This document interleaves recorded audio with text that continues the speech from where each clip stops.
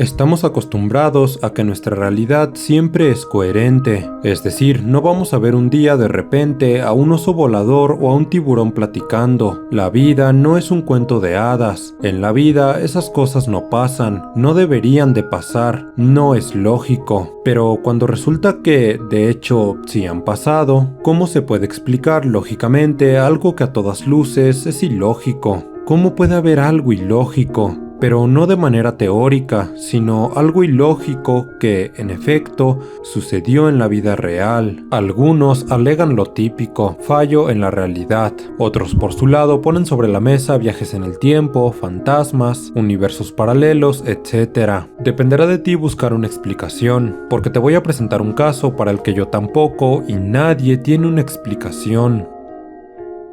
El señor David Glenn Lewis era un buen padre, cariñoso y atento. También era un buen esposo, amable y leal. Como trabajador no se diga, era un buen abogado y ejercía de manera muy profesional. Todo sucedió en el año 1993, y has de saber que, estando en esa década, los 90s, no había el internet de hoy, ni tampoco habían tantos medios para entretenerse desde casa. Ya habían videojuegos, pero a Lewis no le interesaban. Le parecía que eso era más cosa de niños. Su verdadera y gran afición eran los torneos deportivos anuales del Super Bowl. Lo mejor que se podía ver en televisión, pensaba él seguramente. Por nada del mundo él habría de faltar a esa cita televisiva. Y así fue, porque pasa que él se quedó en su casa mientras su esposa y su hija saldrían fuera de la ciudad algunos días para ir de compras. La familia vivía en Armadillo, Texas, y para ahorrarse algunos dólares deberían conducir para comprar más barato hasta la ciudad de Dallas, en la misma Texas. Pasaron los días, madre e hija volvieron del viaje. Se encontraron con la casa súper aburrida y típica. Todo estaba dentro del orden cotidiano. Lewis no estaba, pero no se preocuparon, porque según parecía, acababa de salir. El sillón estaba tibio como quien estaba sentado ahí hace un momento, y había un plato con comida recién hecha. Tal vez Lewis había salido algunos minutos para charlar con algún vecino. Tal vez fue a la tienda de la esquina, no se sabe. Madre e hija pensaron que para la cena Lewis ya habría vuelto. Sin embargo, Lewis no volvió para la cena, ni para el desayuno. Lewis jamás volvió a casa, y a partir de aquí el asunto no solo se complicó,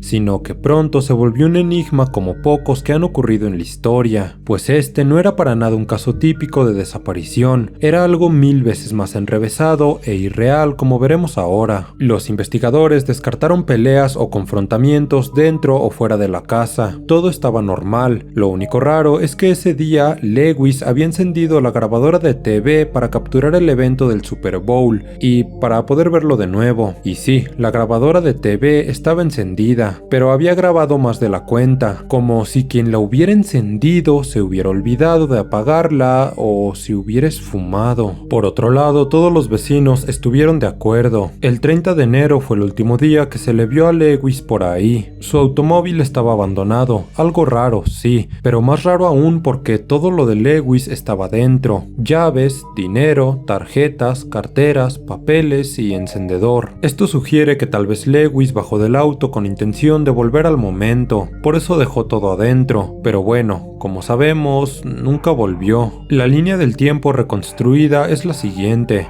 El 28 de enero dejó prematuramente su trabajo por la mañana. Se sentía muy cansado, dijeron sus compañeros. Sin embargo, esa noche dio una conferencia en el colegio de Amarillo. Puede decirse que ese día todo fue normal, pero luego un conocido juró que se encontró a Lewis en el aeropuerto local, pero Lewis no tenía equipaje alguno. Otros tantos testigos dijeron que lo vieron en la ciudad, vagando, actuando de manera paranoica, como si lo estuvieran siguiendo. El registro monetario fue aún más singular. El 30 de enero alguien le depositó $5,000 en la cuenta bancaria. Después, con la misma cuenta bancaria de Lewis, se compraron 2 boletos de vuelo, pero completamente incoherentes entre sí. Si se van a comprar 2 boletos de avión, digo yo, lo coherente sería comprar uno para ir y otro para venir, pero Lewis los compró de la siguiente forma. Uno era para ir de Dallas a Amarillo y el otro para ir del aeropuerto internacional Nacional de Los Ángeles a Dallas. Como dije, rutas completamente incoherentes. La policía, de manera holgazana he de decirlo, simplemente explicaron con la cara más chula que te puedas imaginar que todo indicaba que el señor Lewis simplemente huyó de su vida, estaba harto de todo y escapó. Tremenda explicación, no convenció a la familia evidentemente. Ellos bien lo sabían y como bien se los dije yo, Lewis era un gran padre y un gran esposo, no había razón para que hiciera aquello. ¿Cómo alguien tan apegado y fraternal escaparía sin más? De esta manera, el caso entró en la nevera, quedó congelado durante más de una década, hasta que un día llegó una noticia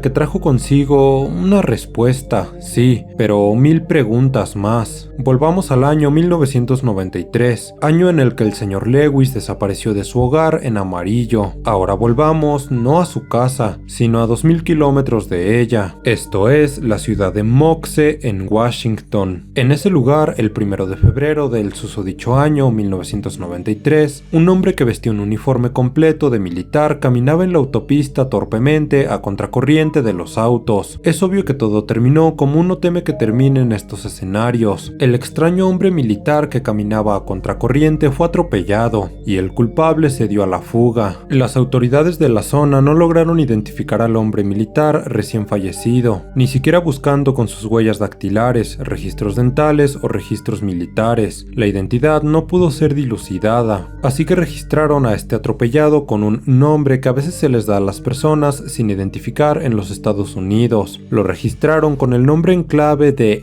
John Doe. 11 años después de este incidente, en 2004, un astuto y renombrado detective de Washington, Patrick Dieter, se dio cuenta de algo. Tuvo una revelación imposible, una revelación que lo hizo respirar profundamente y le hizo cuestionarse si acaso no se había vuelto completamente loco. Una revelación que siempre estuvo ahí y solo necesitaba un factor para salir a la luz: conocer el caso del atropellado militar John Doe y el extraviado padre de casa David Glenn Lewis. Y es aquí cuando quiero decirte que no lo intentes, no busques una respuesta lógica porque te lo digo en serio, no la tiene. Es aquí cuando la mente te estallará. Las pruebas de ADN lo confirmaron. Más tarde la familia también lo confirmó cuando compararon las fotografías. John Doe y David Glenn Lewis eran la misma persona. Y sí, yo me lo pregunto, tú te lo preguntas y la familia también se lo preguntó. ¿Cómo puede ser que a más de 2000 kilómetros de su hogar el señor Lewis apareció vestido de militar? ¿Cómo llegó ahí sin identificaciones? Y claro, ¿por qué estaba vestido de militar que nada tenía que ver con su profesión ni con su vida? ¿Qué circunstancias, qué palabras pueden explicar esto? ¿Por qué un hombre con una vida normal de repente se ve metido en un enigma de este calibre? ¿Cómo puede ser que a Lewis se le ve el 30 de enero por última vez y luego 2 días después aparece repentinamente lejos de su hogar, a 2000 kilómetros, vestido de manera completamente antinatural? Así que te repito lo que te pregunté al principio: ¿cómo se puede explicar lógicamente algo que a todas luces es ilógico?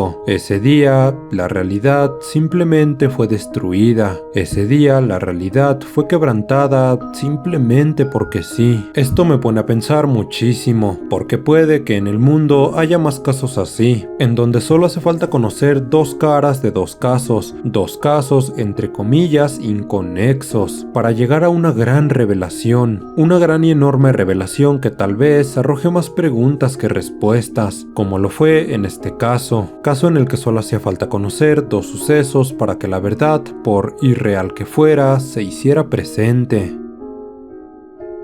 El caso de David Glenn Lewis.